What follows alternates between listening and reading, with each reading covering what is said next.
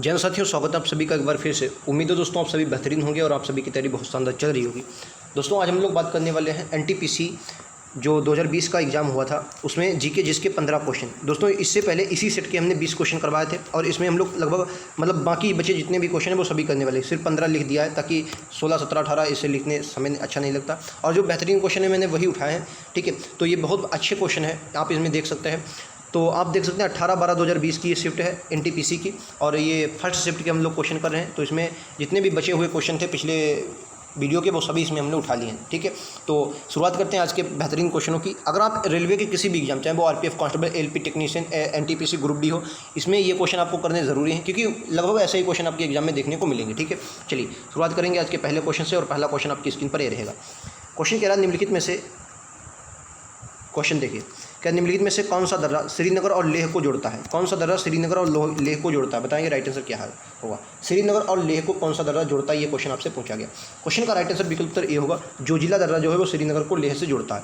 अच्छा, जोजिला कहाँ पर है? तो जम्मू कश्मीर में आपका आ जाएगा, JNK में। अच्छा, उसके बाद अगर मैं बाड़ा लाचा की बात करता हूँ, बाड़ा लाचा दर्रा कहाँ पर है? ये हिमाचल प्रदेश में, HP हिमाचल प्रदेश में देखने को मिलता है और ये लेह को मंडी से जोड़ता है। जो लेह को मंडी से, मंडी कहाँ का है? ये हिमाचल प्रदेश का शहर है, लेह को मंडी से जोड़ता है, याद रखेंगे, ठीक है। अच्छा, नाथुला की बात करते हैं, नाथुला हो गया और जेलेपला, ये दोनों कहाँ पर हैं? ये दोनों सिक्किम में देखने को मिलते हैं। ये नाथुला हो गया और जेलेपला ये कहाँ पर है? सिक्किम में देखने को मिलते हैं, याद रखेंगे, ठीक है। अच्छा, और ये नाथुला जो है सिक्किम को तिब्बत से जोड़ता है, सिक्किम को तिब्बत से जोड़ता है, याद रखेंगे। किससे जोड़ता है? तिब्बत से जोड़ता है। और ये जेलेपला भी सिक्किम को तिब्बत से जोड़ता है। क्लियर है? ये बात आप सभी को रटी होनी चाहिए। नाथुला जेलेपला कहाँ के हैं? सिक्किम के दोनों दर्रे हैं। नेक्स्ट क्वेश्चन कह रहा सेरीकल्चर शब्द निम्नलिखित में से किससे संबंधित? सेरीकल्चर, सेरीकल्चर का अगर संबंध पूछा जाता है तो रेशम कीट पालन से हो जाएगा। किससे? रेशम कीट पालन से हो जाएगा। मत्स्य पालन को हम लोग पिसी कल्चर बोलते हैं। क्या बोला जाता है? पिसी कल्चर बोला जाता है। क्या बोलते हैं? पिसी कल्चर बोला जाता है, याद रखेंगे। उसके बाद अगर हम लोग पक्षी पालन की बात करें तो एवी कल्चर बोलते हैं। पक्षी पालन को क्या बोलते हैं? एवी कल्चर। क्या बोलते हैं? एवी कल्चर,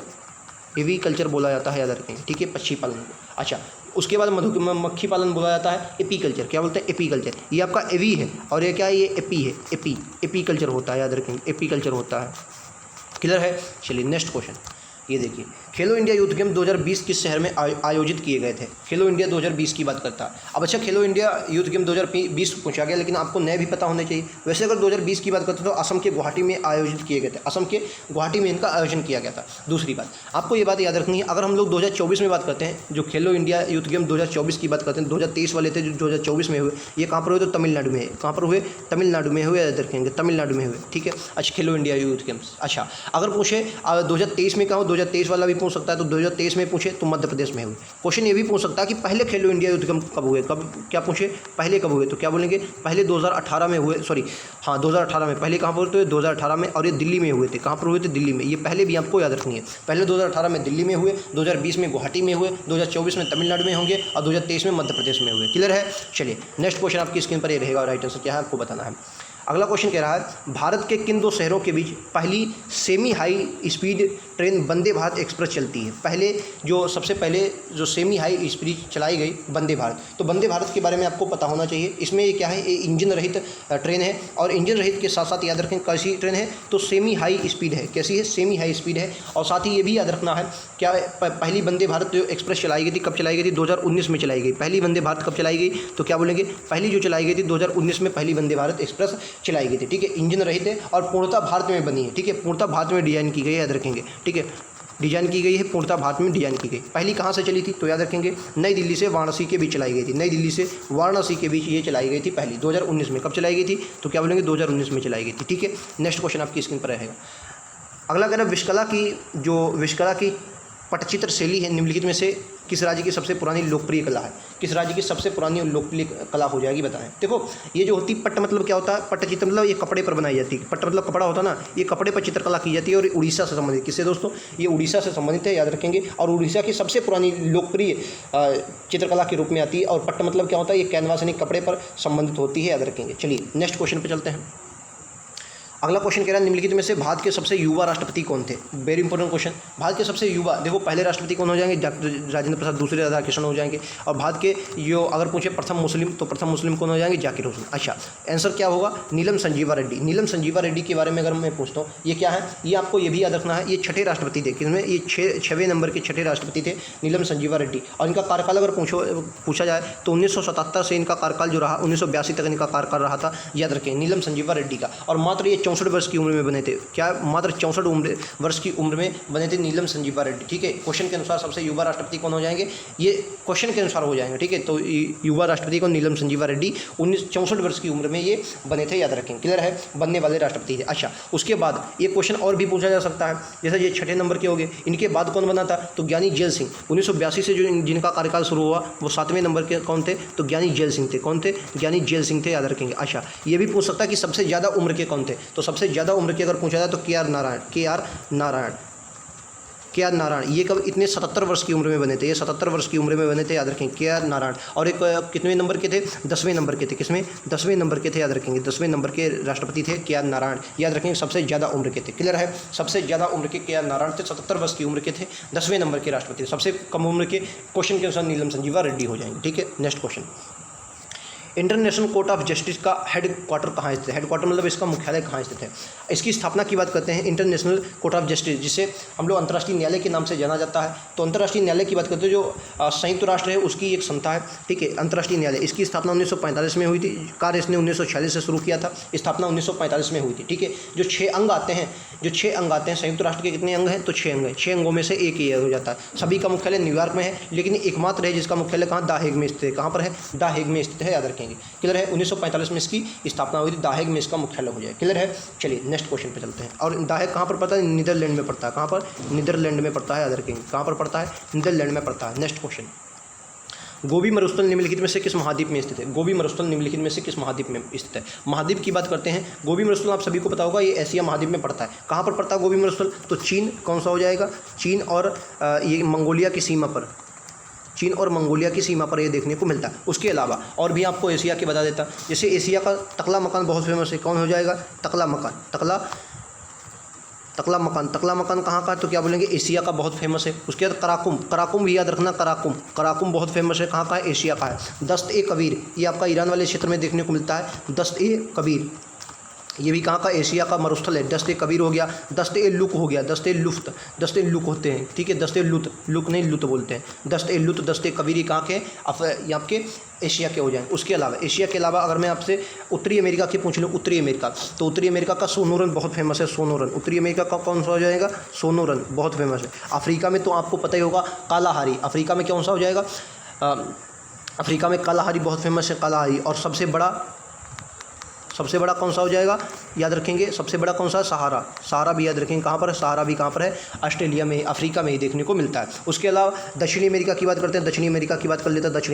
दक्षिणी अमेरिका में कौन सा पूछा जाता है, आटाकामा बहुत फेमस है, चिली में पड़ता है, चिली में पड़ता है। ठीक है, आटाकामा ये भी बहुत, एक मिनट, आटाकामा कहाँ पर है, ये चिली में पड़ता है, आटाकामा कहाँ पड़ता है, चिली में पड़ता है, याद रखेंगे। ठीक है, उससे सबसे ज़्यादा क्वेश्चन कौन सा पूछा जाता है, जिसे हम लोग क्या बोलते हैं, जो मरुस्थल होते हैं, मरुस्थल का महाद्वीप ही बोला जाता है, जैसे शुष्क मरुस्थल पाए जाते हैं ऑस्ट्रेलिया में सबसे ज़्यादा। जो अगर मरुस्थल से क्वेश्चन आता है तो 90% चांस रहते हैं कि ऑस्ट्रेलिया से क्वेश्चन पूछा जाएगा। ऑस्ट्रेलिया में कौन कौन सा पड़ता है, गिब्सन पड़ता है, बहुत फेमस है, कौन सा पड़ता है, गिब्सन पड़ता है। ग्रेट संडी मरुस्थल पड़ता है, कौन सा पड़ता है, ग्रेट संडी कहाँ का, ये भी आपका ऑस्ट्रेलिया का है। उसके बाद आपको याद रखना सिम्पसन, जो सबसे ज़्यादा क्वेश्चन पूछा था वो सिम्पसन, क्योंकि ये क्वेश्चन बहुत कम, जैसे गिब्सन हो गया, ग्रेट संडी हो गया, सबको पता है, लेकिन सिम्पसन और एक आपका तनामी, ये बहुत कम लोगों को पता है, इसलिए क्वेश्चन आपके एग्जाम में पूछे जाते हैं। सिम्पसन और तनामी ये बहुत फेमस है, सिम्पसन और तनामी ये क्वेश्चन बहुत फेमस है। ठीक है, चलिए नेक्स्ट क्वेश्चन आपकी स्क्रीन पर ये रहेगा, राजतरंगिणी के लेखक कौन है। राजतरंगिणी क्वेश्चन इसलिए पूछा जाता है कि राजतरंगिणी वही बुक है जिसमें कश्मीर का इतिहास देखने को मिलता है। सीधा क्वेश्चन पूछा जाएगा, कश्मीर का इतिहास किस बुक में है, तो कश्मीर का इतिहास राजतरंगिणी में देखने को मिलता है। ठीक है, इतिहास किस में देखने को मिलता है, राजतरंगिणी में देखने को मिलता है। जो कल्हड़ की रचना किसकी है, कल्हड़ की, राजतरंगिणी किसकी है, कल्हड़ की रचना। कालिदास से रघुवंश हो गया, रघुवंशम हो गया, मेघदूत हो गया, अभिज्ञान शकुंतलम हो गया, ये सभी किसकी रचना है, कालिदास की रचनाएं देखने को मिलती है। क्लियर है, और नेक्स्ट क्वेश्चन आपकी स्क्रीन पर ये है। अच्छा, एक क्वेश्चन अगर और पूछ ले कि राजतरंगिणी जो है ये कितने तरह, मतलब इसके कितने तरंग है, तरंग मतलब भाग है, तो कुल 8 तरंग हैं। कितने हैं, 8 तरंग इसमें देखने को मिलते हैं, याद रखेंगे। ठीक है। और जो प्रथम 3 तरंग हैं, जो प्रथम 3 तरंग हैं, इसमें जो राजवंश है, राजवंशों की सूची मिलती है। क्वेश्चन एक बार पूछा गया है एनटीपीसी में कि कितने तरंग हैं, तो 8 तरंग हैं, इसमें 3 में क्या है, राजवंशों की सूची देखने को मिलती है। नेक्स्ट क्वेश्चन, पानीपत का दूसरा युद्ध अकबर और हुमायूं के बीच लड़ा गया था, किस वर्ष हुआ था? आप सभी को पता है पानीपत का जो दूसरा युद्ध अकबर और हुमायूं के बीच हुआ, ऐसा माना जाता है कि हुमायूं जीत की कगार पर था, लेकिन अचानक से उसके तीर लग गया और उसकी जीत जो थी वो हार में बदल गई। 1556 में युद्ध होता है और इसी युद्ध ने अकबर की मतलब सत्ता निर्धारित की थी कि अकबर गद्दी पर बैठेगा। याद रखें 1556 में युद्ध हुआ था। बाकी आप सभी को पता होगा अकबर के और युद्धों की बात करते हैं। 1576 में अकबर ने हल्दी घाटी का युद्ध लड़ा था। किसका? हल्दी घाटी का युद्ध लड़ा था, आप सभी को पता होना चाहिए। किसका युद्ध लड़ा था? हल्दी घाटी का युद्ध लड़ा था, ये भी बात आप सभी को याद रखनी। अच्छा, अकबर के कुछ महत्वपूर्ण युद्ध, जैसे 1526 में पानीपत का प्रथम युद्ध हुआ था, ठीक है, आप सभी को पता होगा, बाबर और इब्राहिम लोदी के बीच, ठीक है। अच्छा, अकबर के कुछ युद्ध, महत्वपूर्ण युद्ध शायद आपको ना पता, उनको भी हम लोग देख लेते हैं। जैसे सबसे महत्वपूर्ण तुकारोई का युद्ध आपको शायद ना पता, लेकिन बहुत फेमस है तुकारोई का युद्ध। कौन सा? तुकारोई का युद्ध। तुकारोई का युद्ध कहाँ पर हुआ? तो याद रखेंगे 1575 में युद्ध लड़ा गया। और ये तुकारोई मतलब था, ये बंगाल की सत्ता थी उनसे संबंधित है, बंगाल से युद्ध लड़ा गया था तुकारोई। 1601 में जो इसका अंतिम अभियान माना जाता है, जिसे आसिरगढ़ का किला जीता था। ये क्या जीता था? आसिरगढ़ का किला। सीधा क्वेश्चन पूछा जाएगा कि ये क्या नाम उसका, अकबर ने आसिरगढ़ का किला कब जीता? तो आसिरगढ़ का जो किला जीता था वो किसने जीता था? 1601 में जीता था, ऐसा माना जाता है। ये इसका अंतिम युद्ध था, ठीक है। 1601 में क्या है? अंतिम था। अच्छा, गुजरात विजय सबसे ज़्यादा पूछी जाती है, गुजरात विजय, ठीक है। गुजरात विजय अगर पूछ ली जाए तो क्या बोलेंगे? गुजरात विजय पूछी जाती तो क्या बोलेंगे? 1573 में इसने गुजरात विजय की थी, ठीक है। 1573 में इसने गुजरात विजय की थी, ठीक है। एक सबसे ज़्यादा क्वेश्चन पूछा थानेश्वर का युद्ध। थानेश्वर का युद्ध बहुत फेमस है, तो अब थानेश्वर नाम से ही पता चल जाएगा ये हरियाणा का युद्ध हो जाएगा, हरियाणा का। और थानेश्वर का युद्ध कब हुआ था? तो क्या बोलेंगे? 1567 में। 1567 में इसने थानेश्वर का युद्ध लड़ा था। कब लड़ा था? 1567 में इसने थानेश्वर का युद्ध लड़ा था हरियाणा से। क्लियर है? चलिए नेक्स्ट क्वेश्चन आपकी स्क्रीन पर ये रहेगा। क्या निम्नलिखित में से कौन सा देश संयुक्त राष्ट्र सुरक्षा परिषद का स्थायी सदस्य? देखो, संयुक्त राष्ट्र सुरक्षा परिषद की अगर हम लोग बात करते हैं तो इसमें 5 स्थायी सदस्य होते हैं। 5 स्थायी सदस्य होते हैं। क्या होते हैं ये 5? क्या होते हैं? स्थायी सदस्य होते हैं। और 10 क्या होते हैं? अस्थायी होते हैं। 10 क्या होते हैं? अस्थायी होते हैं। 10 क्या होते हैं? अस्थायी होते हैं। क्लियर है? 5 स्थायी और 10 अस्थायी सदस्य इसमें होते हैं। ये बात क्लियर? बिल्कुल क्लियर। 15 होते हैं। अच्छा, जो संयुक्त राष्ट्र सुरक्षा परिषद है, इसे दुनिया की पुलिसमैन भी बोला जाता है। क्या बोला जाता है? दुनिया की पुलिसमैन। कई बार क्वेश्चन पूछा गया दुनिया की पुलिसमैन किसे बोला जाता है, तो क्या बोलेंगे? दुनिया की पुलिसमैन किसे बोला जाता है? तो क्या बोलेंगे? दुनिया की पुलिसमैन संयुक्त राष्ट्र सुरक्षा परिषद को बोला जाता है, ठीक है। इस क्वेश्चन का right answer option number D होगा। जापान जो है इसमें क्या है? स्थायी सदस्य नहीं है। अच्छा, स्थायी सदस्य कौन कौन सा? आपका चीन हो जाएगा, यूनाइटेड किंगडम हो जाएगा, फ्रांस हो जाएगा। उसके बाद अगर मैं बात करता हूँ अमेरिका हो जाएगा, अमेरिका इसमें शामिल है। कितने हो गए? 1 2 3 4 के बाद एक आपका ब्रिटेन हो गया, एक आपका चीन है, फ्रांस है, संयुक्त राज्य अमेरिका, ब्रिटेन, रूस है। कौन है? रूस है, ठीक है। ये आपके 5 हो जाएंगे, ठीक है, याद रखेंगे। एक आपके कौन है? 5 ये क्या हो जाएंगे? ये आपके स्थायी सदस्य हो जाएंगे, ठीक है। नेक्स्ट क्वेश्चन, अगला क्वेश्चन, लोकसभा के सदस्यों की अधिकतम संख्या कितनी होती है? लोकसभा की अगर मैं बात करता हूँ तो अनुच्छेद लोकसभा की, देखो एक आपको ट्रिक याद रखनी है, सरल ट्रिक मैंने कई बार बताई है। 7 से आपके क्या हो जाएंगे? संसद हो जाती है। 7 से क्या हो जाती है? संसद हो जाती है। संसद। राज से आपकी राज्यसभा हो जाती है। क्या हो जाती है? राज्यसभा हो जाती है, ठीक है। और ला से आपकी क्या हो जाती है? लोकसभा हो जाती है। क्या हो जाती है? लोकसभा हो जाती है। क्लियर है? लोकसभा हो जाती है। अच्छा, इसका कितना है? 79, इसका 79 मतलब 79 है, इसका 80 ये अनुच्छेद है और इसका 81 अनुच्छेद है, ठीक है। तो लोकसभा की चर्चा में कौन से अनुच्छेद में देखने को मिलती है? अनुच्छेद 81 में लोकसभा की चर्चा देखने को मिलती है, ठीक है। लोकसभा की चर्चा कहाँ पर देखने को मिलती है? अनुच्छेद 81 में। कैसा सदन है ये? प्रत्यक्ष सदन। प्रत्यक्ष मतलब क्या बोलते हैं? इसमें जनता के लोग आते हैं, जनता की सभा से बोला जाता है, ठीक है। ये प्रत्यक्ष सदन है, याद रखेंगे। और ये क्या है? ये अस्थायी सदन है। कैसा है? ये अस्थायी मतलब सॉरी हाँ अस्थायी है। क्या है? अस्थायी, क्योंकि ये प्रत्येक 5 वर्ष में क्या होता है? चला जाता है। प्रत्येक 5 वर्ष में इसके सदस्य क्या होते हैं? चले जाते हैं। अच्छा, इसकी संख्या की बात करते हैं 552 इसकी संख्या हो जाएगी। 552 इसकी संख्या हो जाएगी, ठीक है। अच्छा, इसमें से 552 की बात करता हूँ, जो 530 आते हैं वो कहाँ से आते हैं? 530 सदस्य राज्यों से आते हैं, ठीक है। 530 के अलावा की बात करता हूँ 20 सदस्य कहाँ से आते हैं? केंद्र शासित प्रदेश यानी यूटी से आते हैं। उसके बाद जो 2 सदस्य बचे वो मनोनीत किए जाते हैं, लेकिन मनोनीत की बात करता हूँ, ठीक है। हाल ही में संविधान संशोधन 2019 के संविधान संशोधन के द्वारा जो मनोनीत किए थे इसे निष्कासित कर दिया। निष्कासित मतलब क्या होता है? रद्द नहीं किया गया, लेकिन निष्कासित मतलब क्या होता है? थोड़े समय के लिए इसे एक्सटेंड कर दिया, मतलब निष्कासित कर दिया, जो थोड़े समय के लिए इसका आयोजन नहीं किया जाएगा, ठीक है, याद रखें। अच्छा, अगर पूछ ले कि ये वर्तमान में कितनी लोकसभा की वर्तमान संख्या कितनी है, अगर पूछ ले लोकसभा की वर्तमान कितनी है, तो वर्तमान संख्या की बात करते हैं तो इतने 545 है। 545 वर्तमान सदस्य की संख्या कितनी है? 545 हो जाए। क्लियर है? ये बात उम्मीद है आप सभी को समझ में आ गई होगी। नेक्स्ट क्वेश्चन पर चलते हैं। अगला क्वेश्चन बताइए। कह रहा किस सिख गुरु की ने खालसा पंथ की स्थापना की थी? गुरु गोविंद सिंह, गुरु तेग बहादुर, गुरु हरगोविंद सिंह या गुरु गोविंद सिंह? तो 10वें गुरु गुरु गोविंद सिंह ने क्या की थी? गुरु गोविंद सिंह ने खालसा पंथ की स्थापना 1699 में वैशाखी के दिन की थी। ये भी क्वेश्चन पूछा किस दिन की थी, तो क्या बोलेंगे? वैशाखी के दिन की थी, याद रखें। वैशाखी के दिन इन्होंने खालसा पंथ की स्थापना की थी, याद रखेंगे। अच्छा, एक प्रणाली पूछी जाती है पाहुल प्रणाली। कौन सी प्रणाली हो जाएगी? पाहुल प्रणाली। अगर क्वेश्चन पूछा जाए पाहुल प्रणाली की शुरुआत किसने की थी, तो क्या बोले? पाहुल प्रणाली की शुरुआत भी किसने की थी? गुरु गोविंद सिंह ने की थी, याद रखें। गुरु गोविंद सिंह ने की थी। क्लियर है? अच्छा, बाकी के आंसर देख लें। इस क्वेश्चन का राइट आंसर क्या है? डी, श्री गुरु तेग बहादुर की बात करते हैं। गुरु तेग बहादुर की बात करते हैं तो ये 9वें गुरु थे। ये कौन से? ये 9वें गुरु थे और इनकी औरंगजेब ने हत्या भी करवा दी। किसने? औरंगजेब ने इनकी हत्या करवाई थी।